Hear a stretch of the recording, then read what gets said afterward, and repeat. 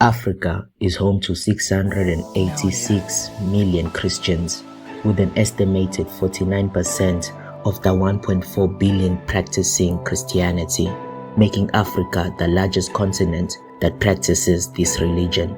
Many Africans forget that Christianity had been present in Africa for over 1,000 years before the colonization of the continent, and now it continues to grow 50 years since the end of colonial rule.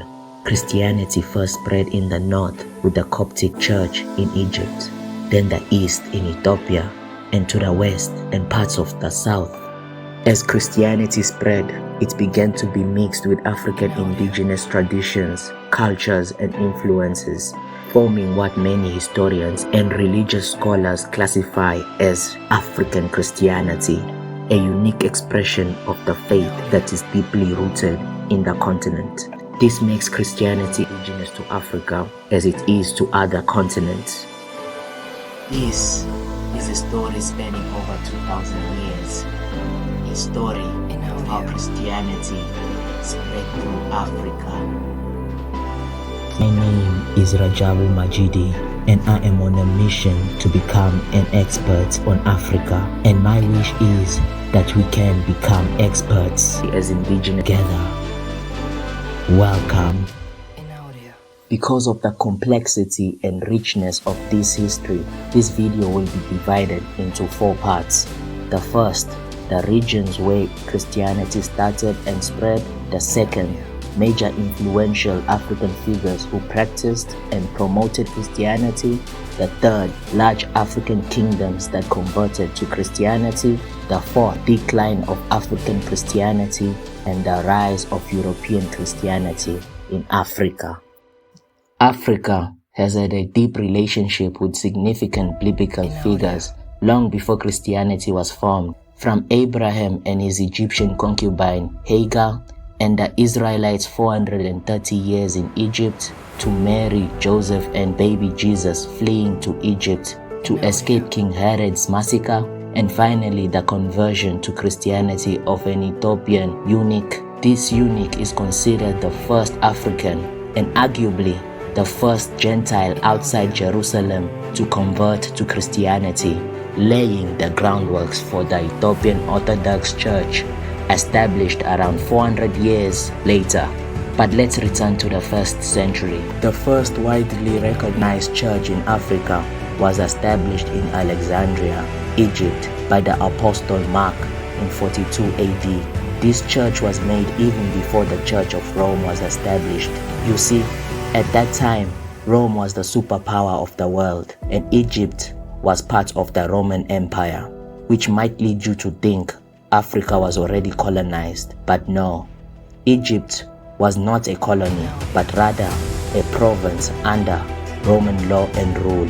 Think of it like this: Egypt was a province in a larger Roman country that allowed for economic, technological, and cultural exchanges between the different parts of the Roman country. This is different from the colonization of Africa that began in the 17th century, which was mostly segregation, destruction, and exploration of African people.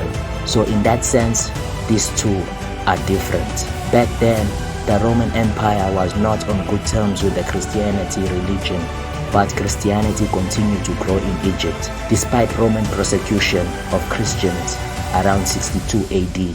Alexandria became a cornerstone for early church development and teachings, influencing Christianity across North Africa and up within the Roman Empire. The people of Egypt integrated Christianity with their indigenous way of life, spreading it along the Nile River, a hotspot for trade among diverse cultures and people. The second major hotspot for Christianity was Ethiopia. Around 42 AD, an Ethiopian treasury officer, referred to in the Bible as the Ethiopian eunuch, was converted to Christianity by Philip the Apostle. After hearing a passage from Isaiah, the eunuch returned to Ethiopia as a Christian. However, it was during the 4th century that King Ezana of the Ascamite Empire converted to Christianity, inspired by two Christian youths shipwrecked in the Red Sea as the two boys were captured and taken to the court of King Ezana. One of the boys, Frumentus, became a tutor to King Ezana and used his influence to introduce Christianity. I refer to Christianity in the Ascamite Empire as Ethiopian Christianity because the leaders and people in this place thought of themselves as Ethiopians, and the rest of the world did too. The word Ethiopian was used to describe all the different diverse tribes within the Ascamite Empire. The Ethiopian church primarily spread within the Ascamite Empire, slowly extending down the Swahili coast through trade routes to the borders of present-day Mozambique. Christianity also spread to West Africa between the 9th and 15th century, before the Portuguese arrived. Although text and archaeological evidence is limited, it is believed that trans-Sahara trade networks and interactions between West African empires and North African traders facilitated the spread of Christianity in the Western region. During Mansa Musa's reign in the Mali Empire, Christian sects controlled some of the gold trade, as documented by Arab scholars such as Ibn Battuta. Al-Barak's book and Al-Adres book speaks of the presence of Christian merchants in the trans-Sahara trade network.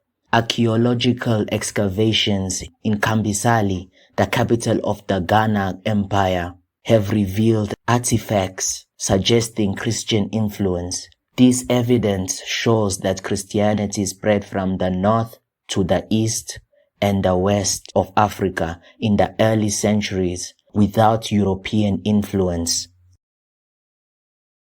In all these regions, Christianity was adopted by various cultures and people, resulting in new practices that integrated local traditions with Christian beliefs. This blending is often referred to as African Christianity. The young Christian religion was considered flexible, integrating rather than changing local traditions. As more cultures voluntarily converted, influential figures emerged across Africa, studying and interpreting the proper practices of the Christian faith. The most famous early African Christian figures include Anthony the Great.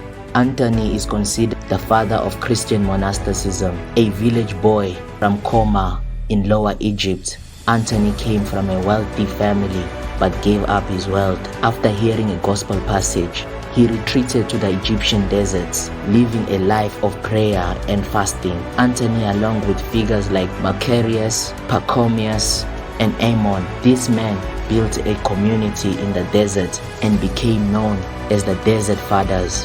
While before, Christianity was mostly in major cities, this movement helped spread Christianity from major cities to villages and the solitude of the deserts. There were other major figures like Origen, a scholar and theologian from Alexandria. Origen was a significant early Christian thinker. Athanasius of Alexandria, the Bishop of Alexandria, and a defender of Triniticism. Augustine of Hippo, born in the present-day Algeria, considered as one of the greatest theologians in Christian history, with works that shaped Western Christianity for centuries. Frumentus, originally from Tyre, Frumentus became the first bishop of Ethiopia and formally established the Ethiopian Orthodox Church around 328 AD. Apart from Frumentius, who was a Syrian, all these figures were born and raised on the African continent with indigenous history spanning centuries back. You might have noticed that none of these names are traditionally Africans. That is because people at that time often transformed their family names into Greek equivalent names, similar to how people today might prefer English names. Therefore, it is wrong of us to assume that just because people at that time had Greek names means they weren't African or black. A person with 1,000 years of tribal and family history could change his name to fit that period of time. Another influential figure was Nzenga Akue, the king of Congo, who adopted the Christian name Jaul. The king converted to Christianity in 1491, influenced by Portuguese missionaries shortly before the colonial conquest of Africa. Later figures like Kempavita from the Kingdom of Congo resisted the influence of Western Christianity and colonialism. She was executed in 1706 and became a symbol of African resistance against colonial oppression. In Africa, large societies began converting to Christianity in the early centuries, with many kingdoms adopting Christianity as their primary religion. In the East, the Kingdom of Ascam was a large empire with churches still standing today. In Ethiopia, notable sites include the Church of St. Mary of Zion, believed by some to house the Ark of the Covenant, and Debri Demo, an ancient monastery located on a flat-topped mountain, and only by climbing a rope can you get there. Ethiopian churches hold some of the most historical records of early Christianity. Europeans attempted to learn the Ethiopian language to read the Ethiopian Bible and uncover information not available to them. In Northeast Africa, the kingdoms of Nobetia, Makoria, and Alodia in Nubia converted to Christianity around the 6th century. In Central Africa, Christianity was adopted as the state of religion in 1491 under King Nzenga Nikwa of Congo. As Christianity spread across Africa, another young religion, Islam, began making its way into the continent in the 7th century.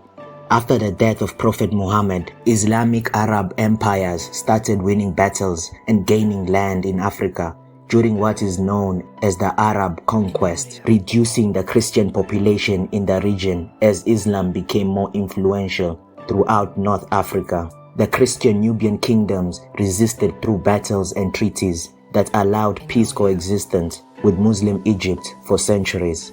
While Islam slowly spread within the Nubian kingdom, Arab traders and settlers converted people to Islam along the Swahili coast, establishing Muslim communities. In the east, Islam became dominant, but the Ascam Empire, which later turned into the Ethiopian Empire, maintained its Christian identity due to its strong military and geographical advantages. Later on, Ethiopia formed alliances with Christian nations, including Portugal in 1541 to 1543 to fight against Muslim states.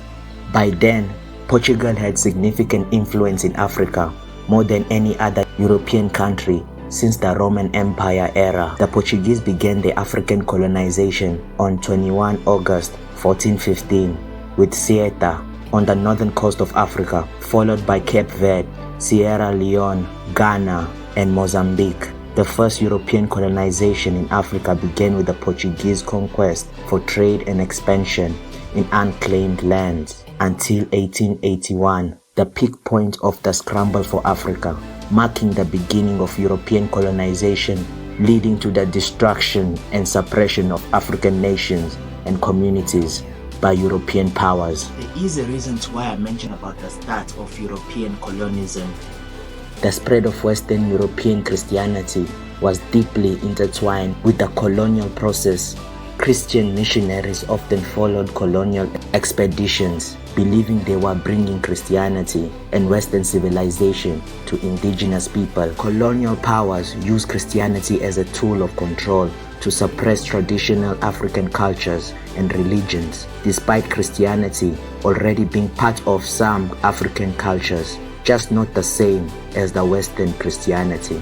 Ironically, many significant interpretations of the Bible in early Rome came from African figures influenced by their African culture and traditions. 1,000 years later, after multiple changes to the origin interpretation to suit European cultures, Westerners came to Africa claiming their interpretation of Christianity was correct and that Africans, considered ignorant, needed to learn.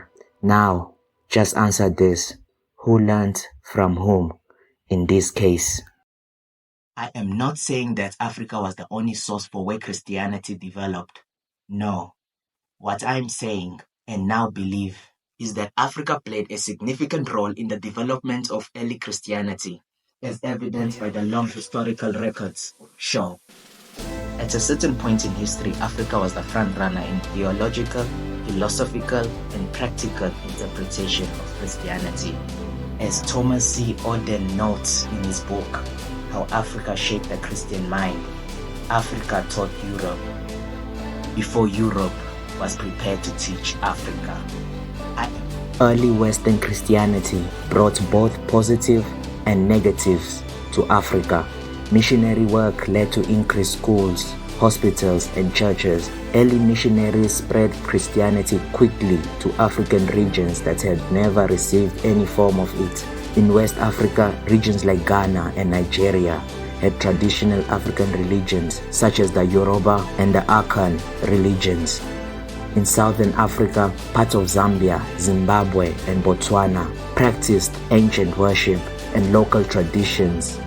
The southern tip of Africa was dominated by Khoisan people and Bantu-speaking people who practiced nature worship and ancestor veneration. Traditional African tribes across the region had rituals to maintain harmony with nature and the spirit world. Western Christianity also served as a counter to the growing influence of Islam, which had become a major religion on the continent. While early African Christianity spread voluntarily among tribes and peoples, Western Christianity was often imposed, especially in colonized regions. Christianity became linked with colonial powers. This led to resistance from Africans who viewed it as part of their subjugation, which may be the reason why some Africans still classify Christianity as a white man's religion, meant to control and oppress the African mind. Christianity does not belong to one region, nor was the word created for one people. Each region receives the Bible and interprets it based on their world and ideas.